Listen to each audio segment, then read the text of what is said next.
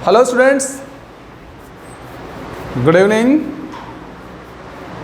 तो आप सभी का स्वागत है study with dear Khan sir YouTube channel पर।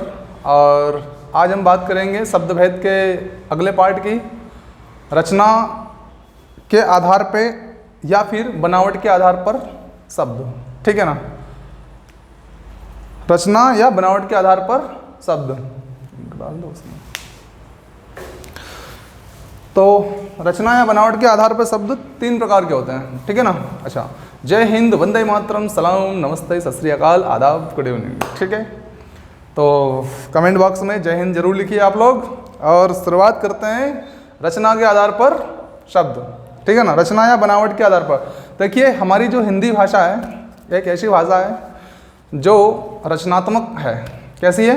रचनात्मक है, लगातार रचना का क्रम जारी है। ठीक है ना। तो इसी आधार पर जो शब्द है वो तीन प्रकार के हैं। रचना के आधार या बनावट के आधार पर शब्द तीन प्रकार के होते हैं। ठीक है ना। देखिए कौन कौन से होते हैं।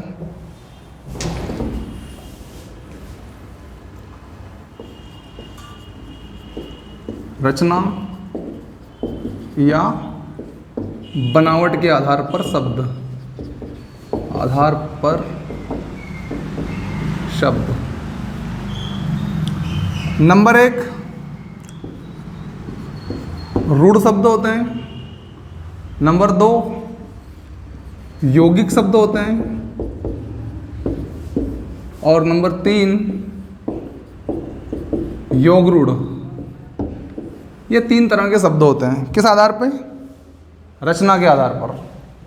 ठीक, तो सबसे पहला हम देखेंगे रूढ़ शब्द। कौन सा वर्ड? रूढ़ क्या होते हैं? तो देखिए, रूढ़ का मतलब ही क्या है? एक ऐसा शब्द जो परंपरागत हो। कैसा हो? रूढ़िवाद नाम सुना होगा आप लोगों ने, रूढ़िवाद। तो एक पारंपरिक शब्द, यानी कि ऐसे शब्द जो परंपरा से चले आ रहे हो। कहाँ से चले आ रहे हो? परंपरा से चले आ रहे हो। और उनका एक विशेष अर्थ होता है। और ऐसे शब्द जिनका कोई खंड नहीं हो सकता है, सार्थक खंड नहीं हो सकता, सार्थक खंड नहीं हो सकता, क्या कहलाते हैं? रूढ़ शब्द कहलाते हैं। तो डेफिनेशन में लिख सकते हैं आप, ऐसे शब्द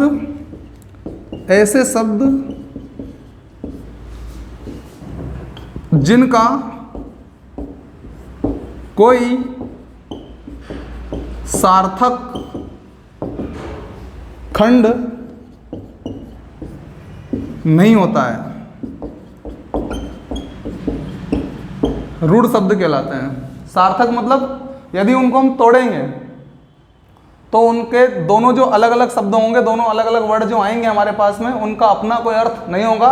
और जो मूल अर्थ वो प्रदान करते हैं शब्द, उससे हम भटक जाएंगे। जैसे कि उदाहरण के तौर पर देखते हैं हम लोग। उदाहरण के लिए जल। अब ये जल में से अगर दोनों वर्ड को मैं अलग कर दूं, जा प्लस ला, तो बताइए इसका अलग से कोई अर्थ है क्या? ठीक है। दूसरा उदाहरण देखते हैं, नाक। अब इसमें ना अलग कर दूं प्लस का अलग कर दें, कोई अर्थ निकलेगा क्या? सार्थक खंड नहीं हो सकता है। ठीक है। उसके बाद आकाश। और उदाहरण की बात कर लें हम तो दीमक, चींटी। ठीक है, पेट। ये सब उदाहरण किसके हैं? ये रूढ़ शब्द के हैं। किसके हैं? रूढ़ के हैं। यानी कि सार्थक खंड नहीं हो सकता है और जो परंपरागत अर्थों में अपना विशेष अर्थ रखते हैं। रूढ़ी है, अपने अर्थ को लेकर इनमें, इन शब्दों में कह सकते हैं अपने आप में एक ईगो है। क्या है? ईगो रखते हैं, अहम रखते हैं। हमारा यही अर्थ निकलेगा, मतलब यही अर्थ निकलेगा। ठीक है, दूसरा अर्थ नहीं निकलेगा। और यदि हमारे से छेड़छाड़ की आपने, हमसे छेड़छाड़ की आपने, तो हम अर्थहीन हो जाएंगे। ये कहना है किनका? रूढ़ शब्दों का। तो मेरे ख्याल से आपको रूढ़ शब्द समझ में आ गए होंगे। नाक है, कान है, गला है आपका, आकाश, दीमक, चींटी। ठीक है ना। और उसके बाद अगर बात करें हम लोग तो और भी वर्ड ले सकते हैं, सीधा, है ना, बकरी, भेड़। ठीक है ना, ये सब रूट वर्ड है। रूढ़ शब्द है ये, ठीक है ना। इन्हें मूल या अयौगिक भी कहते हैं। रूढ़ शब्दों को क्या कहते हैं हम लोग? रूढ़ शब्दों को हम लोग मूल या अयौगिक भी कहते हैं। क्या कह सकते हैं इसको? मूल, या फिर इसको अयौगिक भी कहते हैं। अयौगिक मतलब इनमें किसी प्रकार का योग नहीं है, ये मूल है। इनसे मिलकर हम फिर आगे रचना कर सकते हैं। जैसे जल से हम जलना बना सकते हैं, है ना। इस प्रकार से वास्तव में ये कैसे मूल है या अयौगिक है। तो रूढ़ क्लियर हो गया आपको, ठीक है। चलिए आगे बात करते हैं। स्क्रीनशॉट लीजिए इसका आप।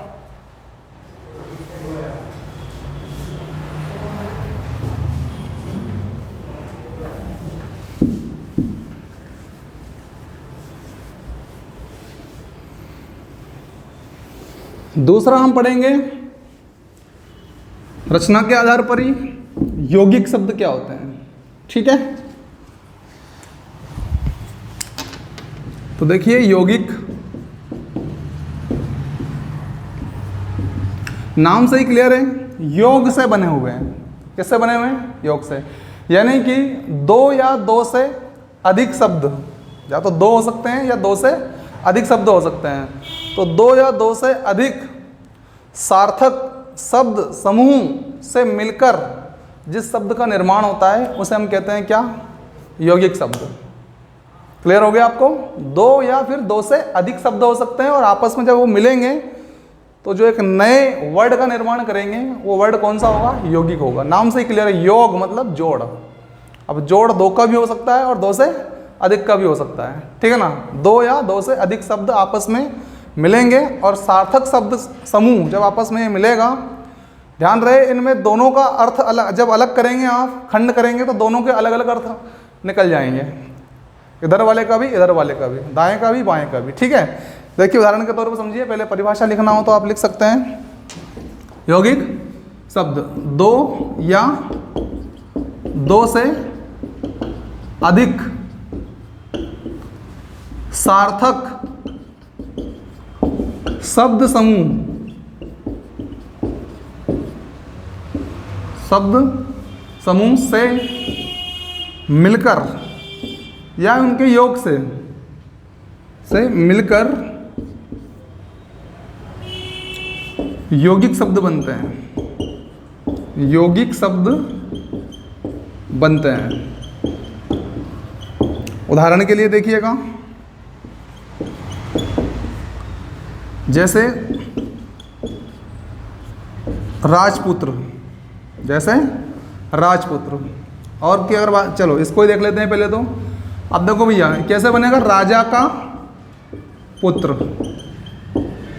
ठीक है, राजपुत्र हो जाएगा। विद्यालय, विद्यालय, तो क्या हो जाएगा? विद्या प्लस आलय हो रहा है। उसके बाद अगर देखें अपन तो और उदाहरण की बात कर लेते हैं इसमें। महामाया, महामाया, तो क्या हो जाएगा? महा प्लस माया। अब यहाँ पे आप देखेंगे कि इसका अपना अर्थ है, इसका अपना अर्थ है, इसका अपना अर्थ है, इसका अपना अर्थ है, इनका अपना है, इनका अपना है, सबका अलग अलग अर्थ है। ओके, तो इसको बोलेंगे हम लोग क्या? यौगिक शब्द। दोनों जो शब्द आकर मिले हैं दोनों का अपना अपना अर्थ है और दोनों जब आपस में मिल गए तो एक नए शब्द का निर्माण कर दिया और क्या हो गए? यौगिक हो गए। क्या हो गए? यौगिक हो गए, ठीक है। उसके बाद अगर बात करें अपन तो अगला कौन सा हमारा? योग रूढ़। कौन सा? योग रूढ़। तो इसका स्क्रीनशॉट लीजिए आप लोग।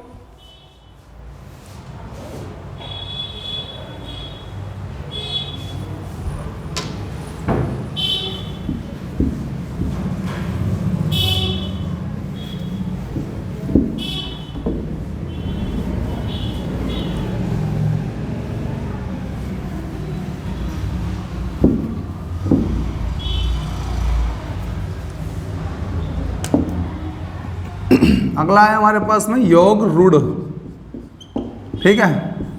तीसरा कौन सा? योग रूढ़।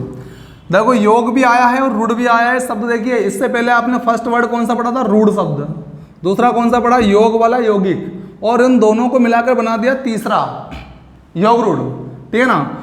अर्थात ऐसे शब्द, कैसे शब्द, ऐसे शब्द जो अर्थ में तो विशेष हो लेकिन स्ट्रक्चर अर्थात बनावट जो होती है, बनावट में वो यौगिक हो रहा है क्लियर। ऐसे शब्द जो बनने में जब उनका निर्माण होगा तो कैसे लगेंगे, वो यौगिक की भांति, यौगिक की तरह, लेकिन अर्थ में वे विशेष हो जाते हैं, रूढ़ हो जाते हैं। या फिर आप ऐसे समझिए इसको कि योग रूढ़ वे शब्द होते हैं जो दोनों शब्दों से मिलकर एक तीसरे शब्द का निर्माण करते हैं, एक तीसरे अर्थ का निर्माण करते हैं। इनका अर्थ विशेष होता है। जब दोनों शब्द मिलेंगे तो एक तीसरे अर्थ की ओर इशारा करेंगे, जैसे कि आप लोगों ने बहुब्रीहि समास को पढ़ा होगा, ठीक है ना। तो तीसरा शब्द महत्वपूर्ण हो जाता है, ठीक है ना। वो शब्द होता है हमारा कौन सा, वो शब्द होता है हमारा योग रूढ़। ओके, देखिए तो यहां हम लिखेंगे क्या, ऐसे शब्द जो यौगिक तो होते हैं, यौगिक तो होते हैं,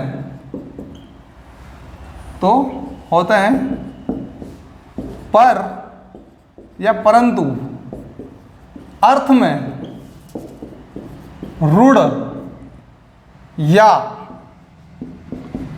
विशेष हो जाते हैं, रूढ़ या विशेष हो जाते हैं, योग रूढ़ कहलाते हैं, योग रूढ़ कहलाते हैं।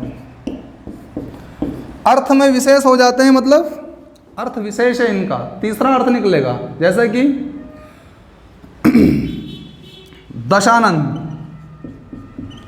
दशानन।